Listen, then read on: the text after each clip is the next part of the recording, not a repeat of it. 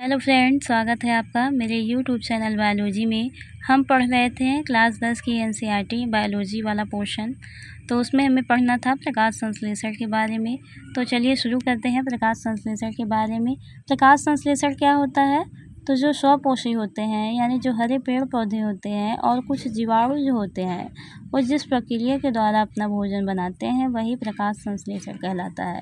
Definition देखते हैं प्रकाश संश्लेषण के लिए। तो यह वह प्रक्रम है जिसमें स्वपोषी मतलब यानी हरे पेड़ पौधे बाहर से लिए गए पदार्थों को ऊर्जा संचित रूप में परिवर्तित कर देता है। और ये बाहर से लिए गए पदार्थ क्या होते हैं? तो ये पदार्थ होते हैं कार्बन डाइऑक्साइड, CO2 तथा जल। ठीक है, ये हो गए बाहर से लिए गए पदार्थ जो सूर्य के प्रकाश तथा क्लोरोफिल की उपस्थिति में कार्बोहाइड्रेट में परिवर्तित कर दिए जाते हैं। तो ये प्रकाश संश्लेषण की पहली परिभाषा हो गई।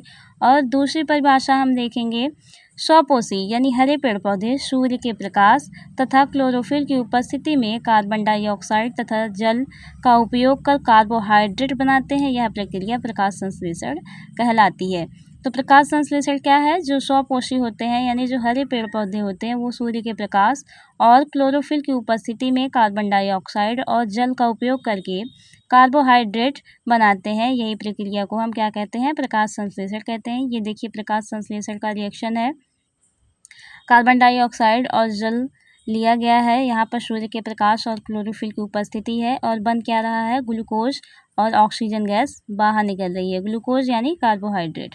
अब देखेंगे कि प्रकाश संश्लेषण की जो प्रक्रिया है उसके दौरान क्या क्या घटनाएं होती है। तो जो क्लोरोफिल होती है वो प्रकाश ऊर्जा को अवशोषित करती है और प्रकाश ऊर्जा किस में चेंज हो जाता है? रासायनिक ऊर्जा में बदल जाता है।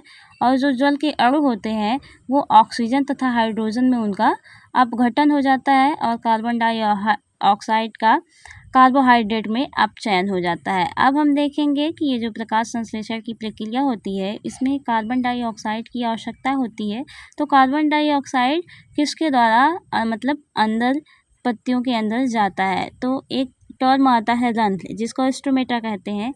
स्टोमेटा या रंध्र क्या होता है? पत्ती की सतह पर छोटे छोटे छिद्र होते हैं जिसे रंध्र कहते हैं। और इस रंध्र का कार्य क्या होता है? तो गैसों का आदान प्रदान करना।